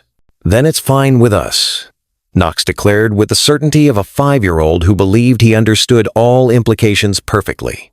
More than fine, Nolan added quietly. It's what we wanted. The simple statement, delivered with such earnest sincerity, brought unexpected emotion to Brielle's throat. These remarkable boys who had adapted to so many changes in their young lives were now embracing perhaps the biggest change with open hearts and practical concerns about dogs and bedrooms. Later that night, after the twins were asleep, Brielle and Brody sat in her garden, the summer twilight lingering in the northern sky. That went better than I expected, Brody admitted, his fingers intertwined with hers, though I'm not sure why I'm surprised. They've handled everything with remarkable resilience. They take after their father in that regard, Brielle observed. Adaptable when necessary, determined when it matters. Brody smiled, lifting their joined hands to press a kiss to her knuckles. So where do we go from here, practically speaking? Slowly, she replied. Perhaps you could stay here more regularly at first. The boys are comfortable in this house, and it would be less disruptive than moving immediately. And eventually? He prompted gently. Brielle turned to face him fully. Eventually, I think we find a home that belongs to all of us. Not your house, or my house, but our home. A fresh start. I'd like that, Brody agreed, though I'm in no rush. This being together, building our family is what matters. The logistics are secondary. His patience, so different from the driven executive she'd known in London, confirmed yet again how profoundly he had changed. Or perhaps, Brielle reflected, it wasn't change so much as growth, the emergence of qualities that had always existed beneath the ambition and self-protection. There's something else, she said after a moment. Something I've been thinking about. Brody waited, giving her space to continue at her own pace. The twins' birth certificates, she began. Your name isn't on them. I'd like to correct that. Legally recognize you as their father in every sense. The suggestion clearly moved him deeply. I would be honored, he said, his voice rough with emotion. More than I can express. And their surname, she continued. I think they should have your name too. Heart-Tate, perhaps. A recognition of both their heritages. Brody's expression was one of wonder and gratitude. Brielle, are you certain? That's a significant change. I'm certain, she replied simply. They are your sons in every way that matters. They should carry your name as well as mine. In the weeks that followed, their plans took shape with the same careful consideration that had characterized their relationship since Brody's return. He began staying at Brielle's home several nights a week, gradually integrating into their morning routines and bedtime rituals.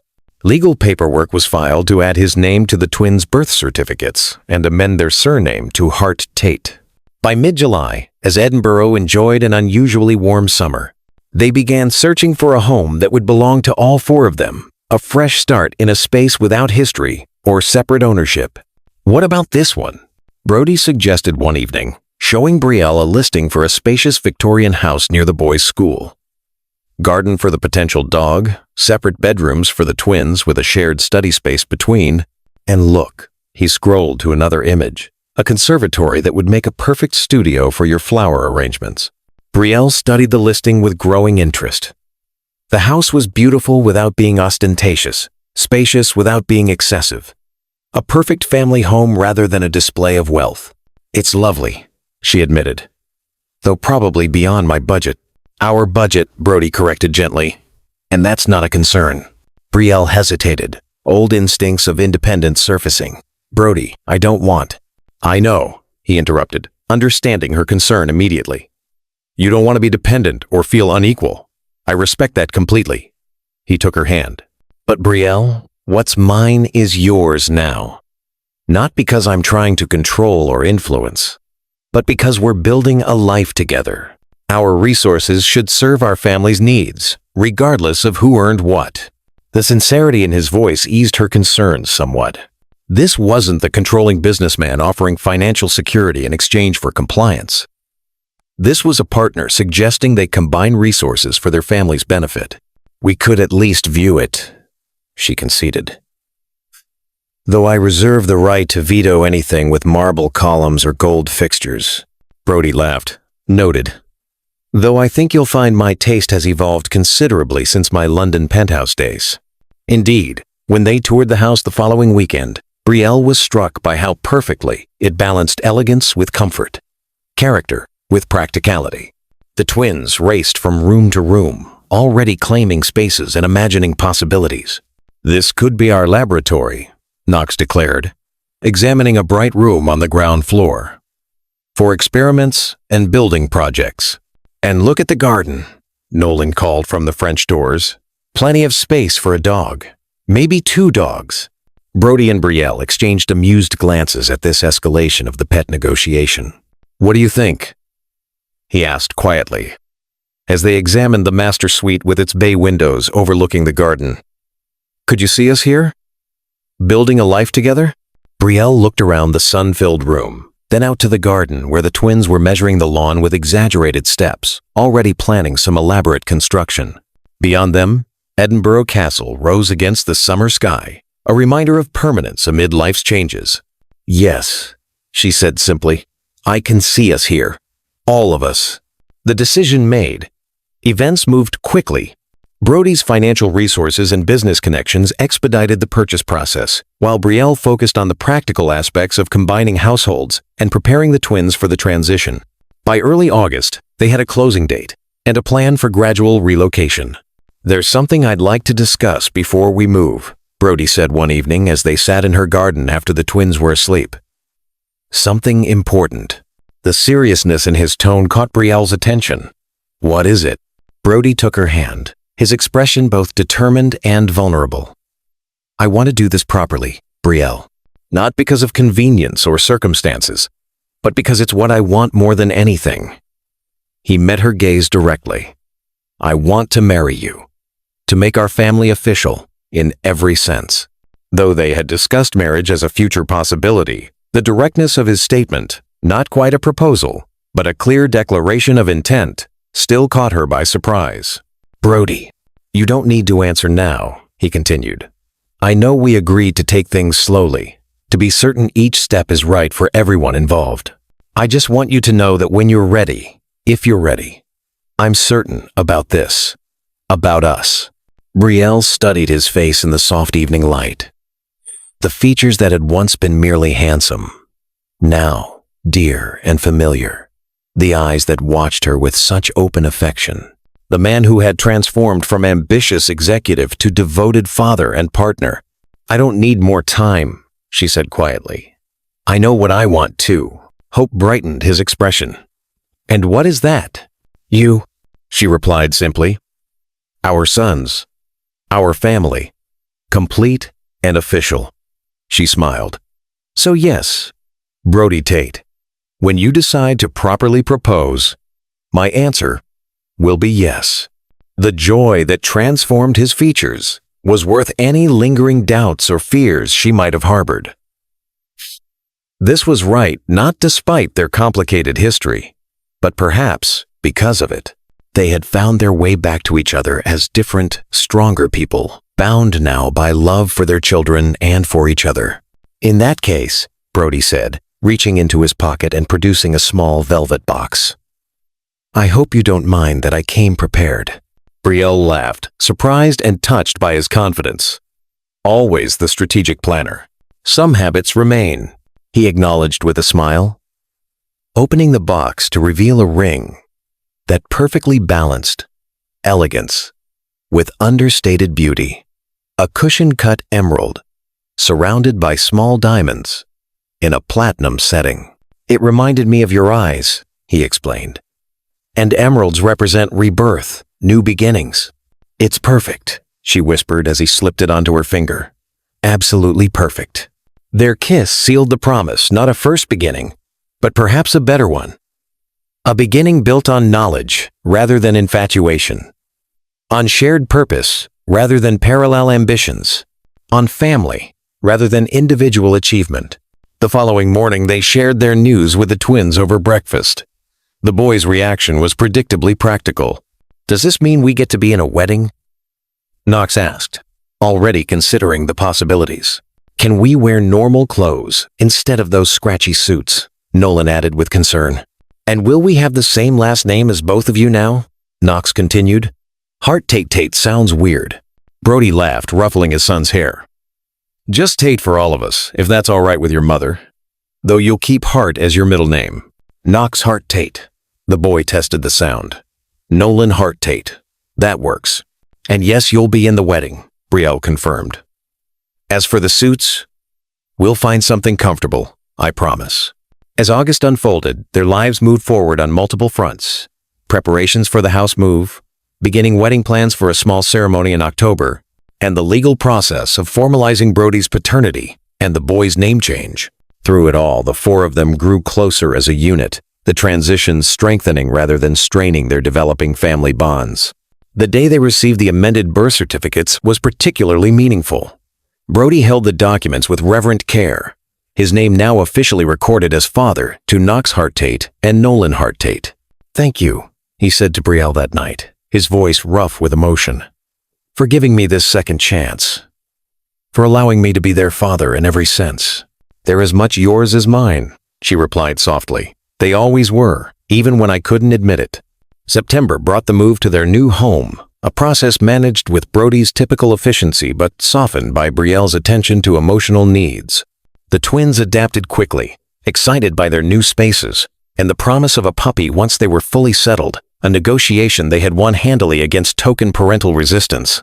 As they unpacked boxes and arranged furniture, blending their separate lives into one shared existence, Brielle found herself reflecting on the extraordinary journey that had brought them to this point.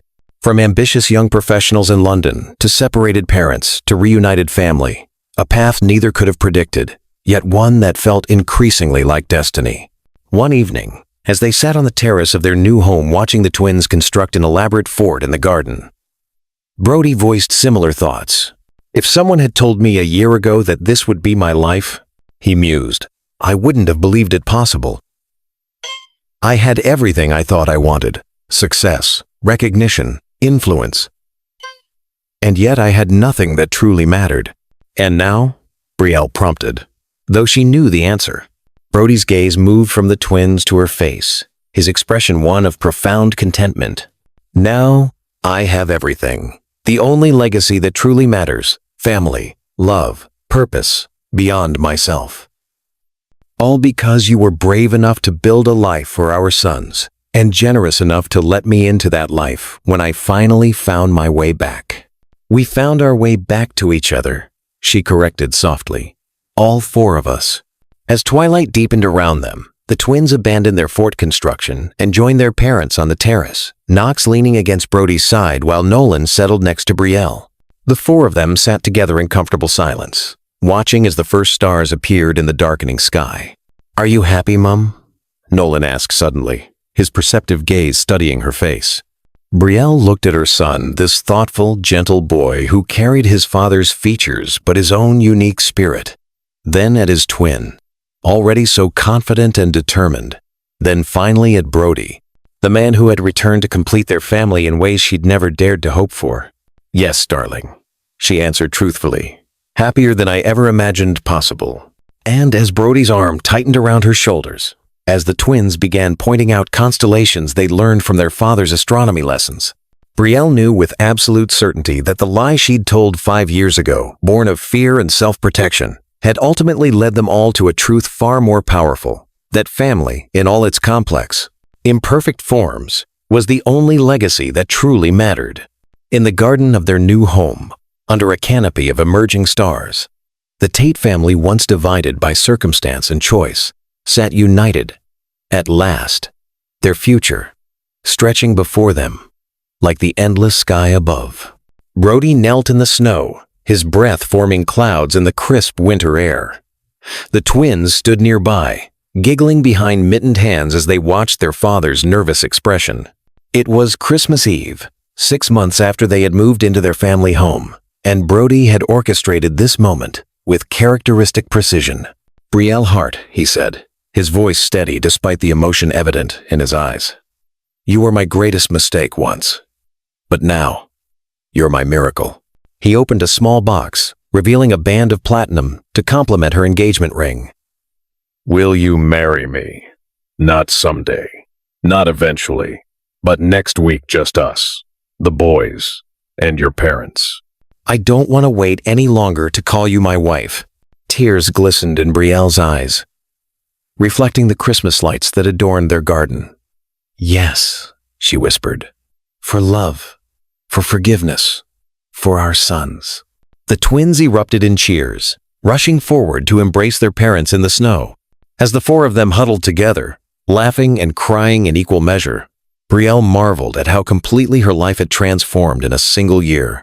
The wedding was exactly as they had planned, intimate, meaningful, with Knox and Nolan proudly serving as best men. As Brody slipped the wedding band onto her finger, he whispered words meant only for her. "Thank you for the second chance I never deserved."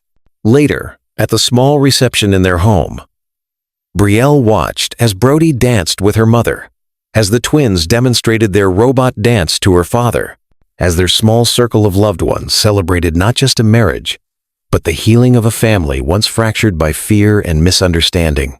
"No regrets?" Brody asked, coming to stand beside her, his hand finding hers with the easy familiarity they had developed. "Only that we lost 5 years," she admitted. He nodded, understanding as always.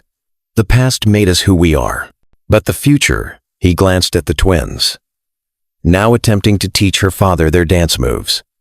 The future is entirely ours to write. As spring arrived, bringing new blooms to their garden and new routines to their household, the Tate family settled into a rhythm that felt both miraculous and ordinary.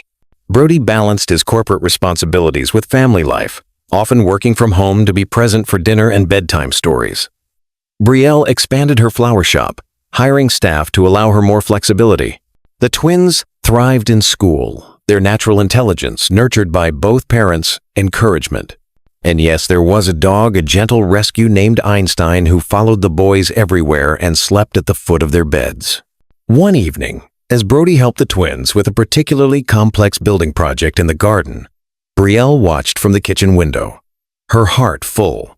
The man who had once declared that children weren't in his future now sat cross-legged in the grass, patiently explaining structural engineering principles to 2 attentive 6-year-olds. "I never thought I'd have this," Brody admitted later that night as they prepared for bed. "A family. A home that feels like more than just a place to sleep. Purpose. Beyond the next acquisition or expansion." "And is it enough?" Brielle asked, though she already knew the answer. Brody drew her into his arms, his expression serious. "It's everything. You and the boys, you're the legacy that matters. The only one worth building." As they drifted to sleep, Brielle reflected on the journey that had brought them here, the fear that had driven her to lie, the chance encounter that had revealed the truth, the courage they had both found to forge a new path together. The lie had cost them 5 years, but the truth had given them a lifetime. And in the quiet of their home, with their son sleeping peacefully down the hall and their future stretching bright before them, Brielle knew that some mistakes, even the most painful ones, could lead to the most beautiful beginnings. Before you leave this story, stop. Like if this story made you believe again. Comment. Love deserves truth. Share this with someone holding on to pain. And to those who've watched to the end without subscribing, why? You just spent time feeling something real. Don't walk away unchanged. Subscribe to Mr. Sterling's Secrets of Love and become part of a community that remembers. Love heals, lies destroy, but truth saves everything.